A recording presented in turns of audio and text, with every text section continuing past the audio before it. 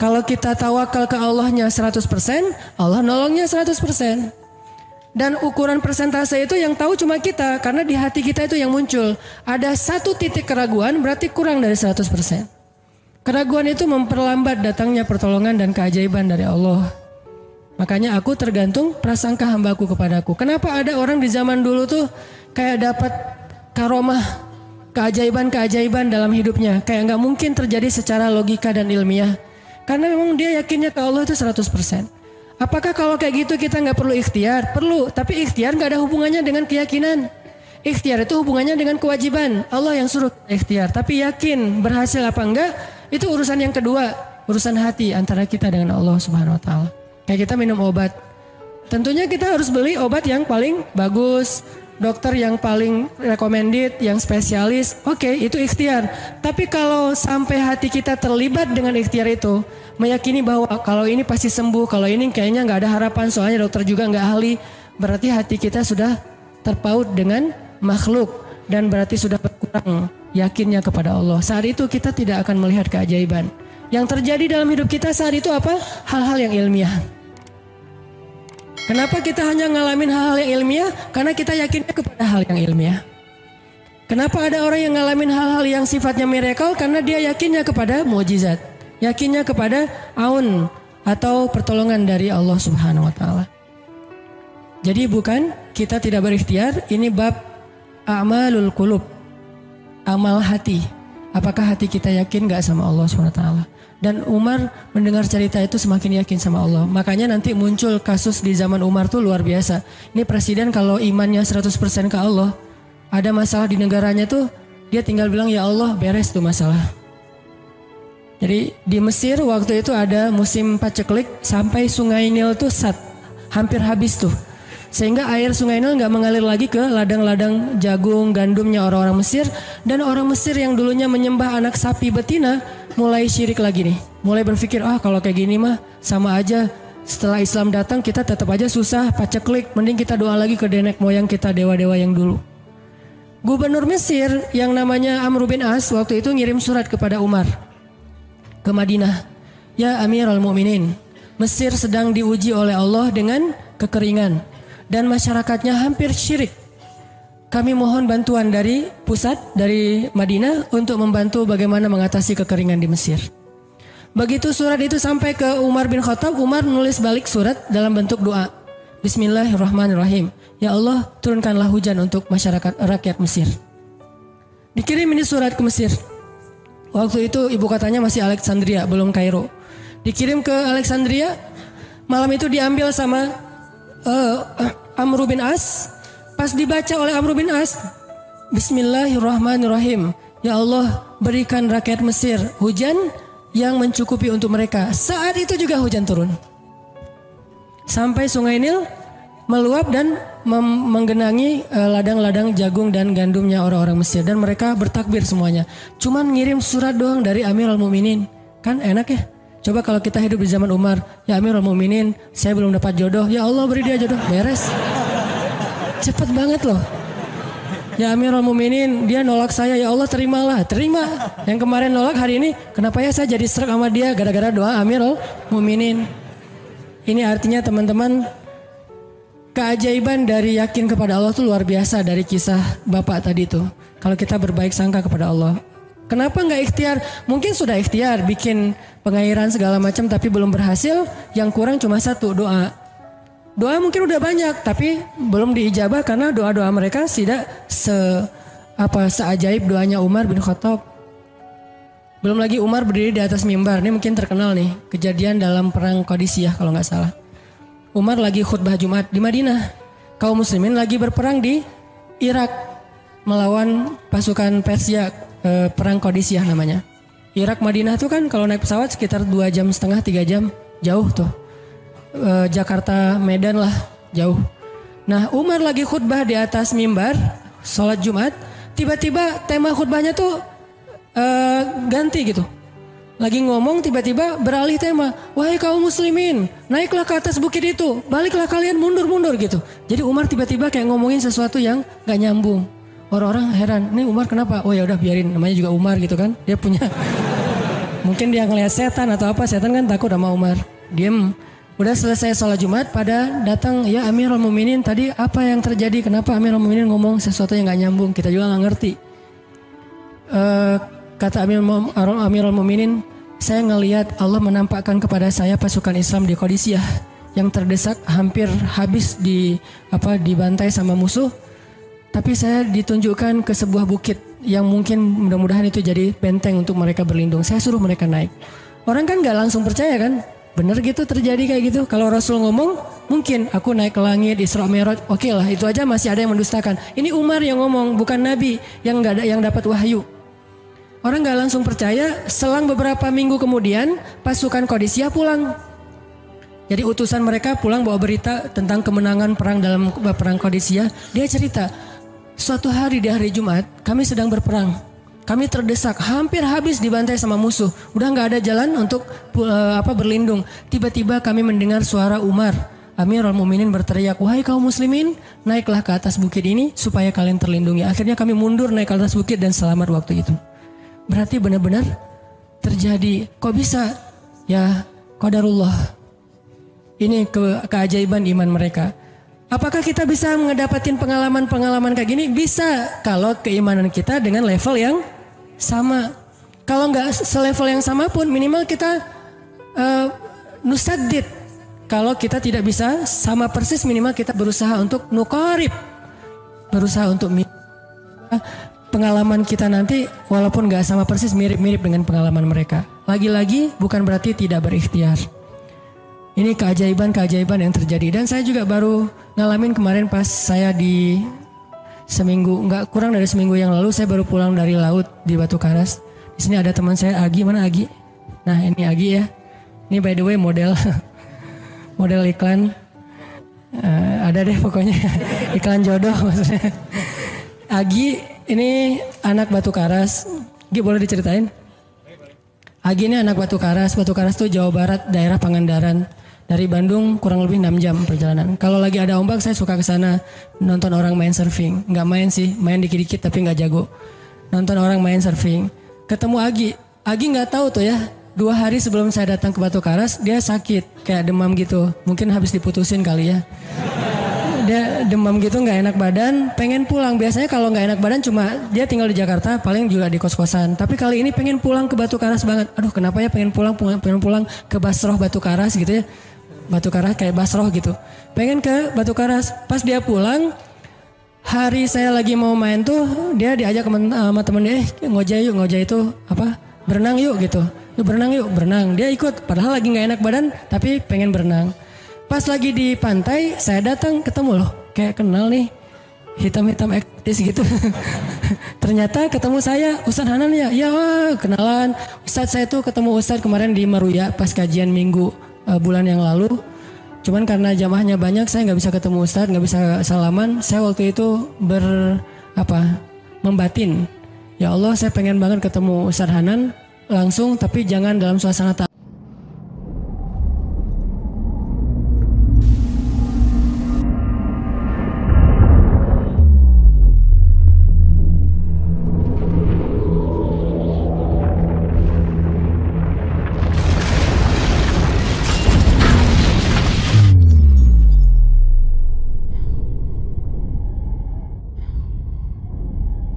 alim yang ramai, langsung berdua.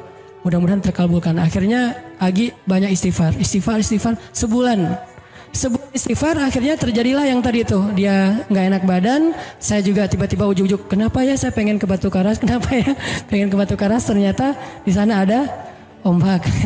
Kan ada Agi. Ketemu aja di Batu Karas. Itu cara Allah menskenariokan. Dan itu terbukti banget loh, istighfar. Bukan karena saya orang soleh. Dan kita bisa istighfarin siapa aja. Saya pengen ketemu ini, saya pengen.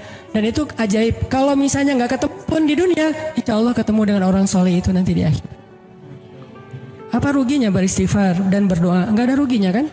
Ya Allah, saya pengen banget ketemu dengan misalnya sebutlah ulama yang paling kita ngefans di dunia siapa gitu, dengan Imam Sudais.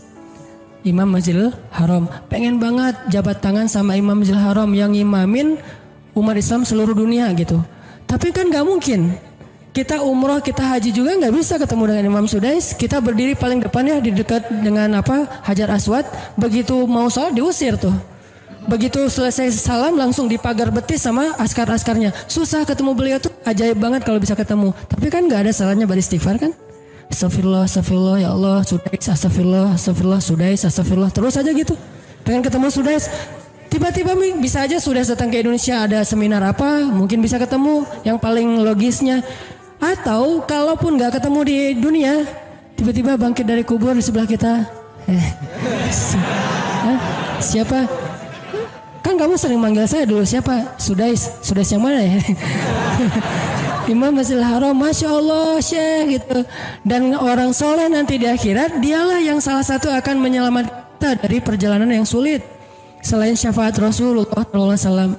Jadi kalau disebut nama Nabi, kita spontan ya, Sallallahu Alaihi Wasallam. Kalau perlu bahkan kayak respect banget gitu. Kalau disebut nama Nabi langsung Sallallahu Alaihi Wasallam karena luar biasa jasa Rasulullah. Yang jelas selain Rasulullah Sallallahu Alaihi Wasallam, nanti ulama-ulama orang-orang soleh juga bisa nolongin kita di akhirat. Jadi kalau kita doa ya Allah pengen banget ketemu si Fulan, Syekh Fulan, Ustadz Fulan, Kiai Fulan. Kalau nggak ketemu pun di dunia, pasti ketemu di akhirat. Yang jelas harapan kita nggak mungkin Allah abaikan gitu aja, nggak mungkin. Pasti Allah kabulkan. Cuman Allah kadang-kadang menggunakan cara yang lebih baik daripada yang kita pernah bayangin. Ketemu beliau di dunia paling cuma selfie. Tapi kalau ketemu di akhirat dibawa selamat di sirat yang panjang, lebih mending mana? Ketemu nih dengan seorang ulama, orang soleh yang kita ngefans banget nih. Pokoknya saya pengen banget selfie sama beliau ya Allah. Apalagi kalau orang soleh itu followersnya banyak, misalnya 1.100.000.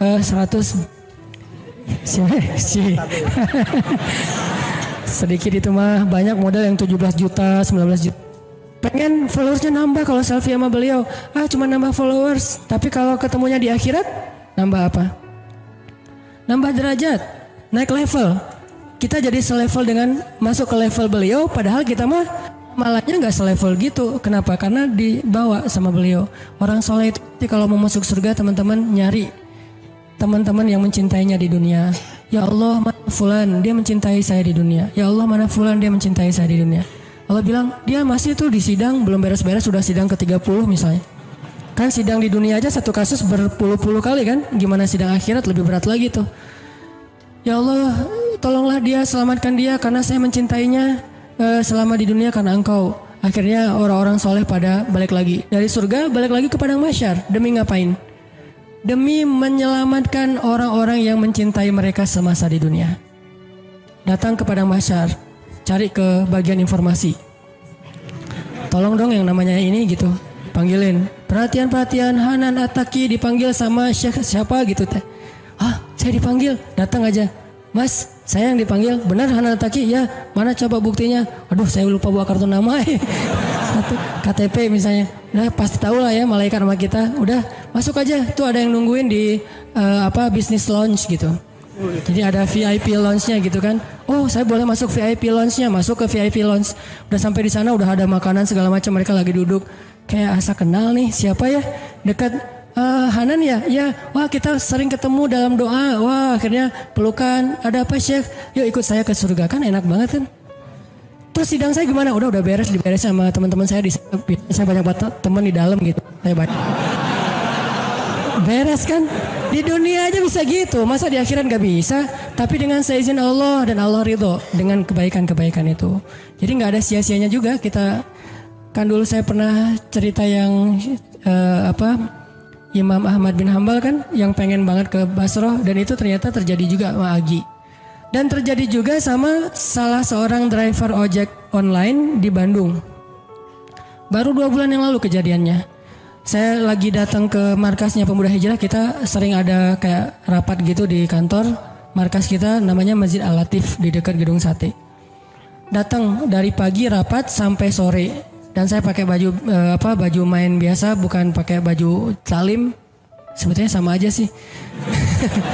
Nah, waktu itu sholat zuhur di Masjid Al-Latif saya ngimamin sama asar. Habis asar pulang. Karena nggak nyetir sendiri, saya pakai online. Saya order nih. Order, pakai ojek. Ada yang ngambil. Drivernya ngambil, datang jemput, pulang. Kemana? Ke Cimahi, pulang.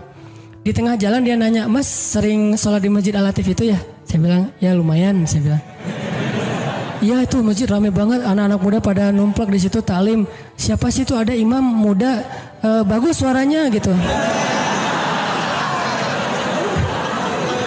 Ntar jangan GR dulu. Muzammil, oh iya Muzammil, ya bagus tuh. Tadi udah GR, ternyata salah. Oh Muzammil, benar-benar Muzammil tuh suaranya bagus banget ya, anak ITB kan? Iya anak ITB ya. Kalau Mas di situ sering ngimamin juga? Ya sesekali sih saya bilang. Dia mulai curiga gitu. Suka ikut talim juga di sana? Ya kadang-kadang saya bilang. Kenal sama Muzammil? Ya lumayan, padahal murid sendiri kan. Lumayan saya bilang. Oh Mas kayak nggak asing nih. Mas tadi ngimamin sholat zuhur bukan? Ya saya bilang. Mulai curiga kan dia. Mas namanya siapa sih Mas? Hanan saya bilang. Hanan? Hanan yang mana nih? Ya.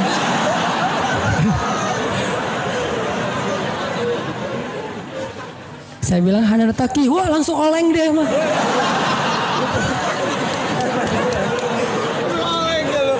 Oh Mas biasa aja Mas biasa aja gitu. Ini benar Ustaz Hanan Taki, benar. Masya Allah, ya Allah, udah gitu kayak terharu gitu, heboh, semua orang pada ngelihat lampu merah lah gitu ya, pada ngelihat semuanya. Saya langsung pakai masker sah gitu. Ustadz tahu nggak Ustadz, saya sebulan ini istighfar terus habis dengerin cerita Imam Ahmad bin Hambal yang ke Basrah, saya istighfar, ya Allah pengen banget ketemu Ustadz Hanan tapi jangan ditalim berdua, jadi bisa curhat-curhatan gitu. Ternyata Allah bikin skenario, saya order ojek online, dia ngambil, jadi ngobrol di jalan sampai ke rumah, akhirnya bertamu nggak pulang-pulang. Wah ini luar biasa cara Allah. Dan wallahi teman-teman, dan itu terjadi. Jadi udah 2 kasus nih yang saya alamin ya. Satu lagi yang ojek online tadi, dan dua-duanya hajatnya sebulan Allah kabulkan. Jadi kalau ketemu saya aja sebulan gampang, masa ketemu jodoh bertahun-tahun gak dapat ya? Gimana nih? Istighfarnya gimana nih? Ini terutama buat cewek-cewek nih. Kalau cewek-cewek kan nggak bisa nyari. Masa cewek kayak kepo gitu kan nggak mungkin. Pura-pura follow, nge-like. Kok dia nge-like terus yang first like lah gitu. Nggak mungkin kan. Cewek kan agak-agak jaim. Ya udah istighfar aja deh. Banyak-banyak istighfar. Tiba-tiba ada yang kesandung jatuh di depan cewek. HP-nya jatuh. Dia pergi, HP-nya nomornya. Nggak penting sih ceritanya. Pokoknya ada. Ada jalan dari Allah yang kita nggak ngerti nih, yang jelas bisa. Kita tinggal yakin aja sama Allah, istighfar, Allah yang kasih jalan. Walladzina jahadu fina lanahdiyannahum subulana. Pokoknya kalau kalian bersungguh-sungguh kata Allah di jalan kami, udah kami kasih jalan-jalan keluar yang subul, jamak dari sabil. Banyak banget jalan keluar di sisi Allah. Yang penting kita jahadu fillah, berusaha di jalan Allah SWT.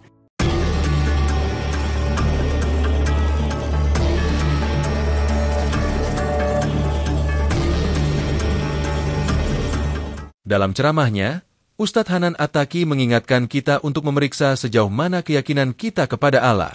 Beliau mengungkapkan bahwa banyak dari kita mengaku percaya kepada Allah, namun terkadang dalam tindakan sehari-hari, kita masih merasa khawatir dan cemas akan masa depan, bahkan merasa takut ketika menghadapi masalah. Ustadz Hanan menekankan bahwa keyakinan kepada Allah yang sejati seharusnya membuat kita merasa tenang dan yakin, karena segala urusan dan takdir telah ditentukan olehnya, dan Allah tidak akan membiarkan hambanya yang berserah diri tanpa pertolongan. Ustadz Hanan juga mengingatkan bahwa keyakinan kepada Allah bukan hanya sekadar ucapan atau pengetahuan, tetapi juga harus tercermin dalam perilaku dan sikap kita.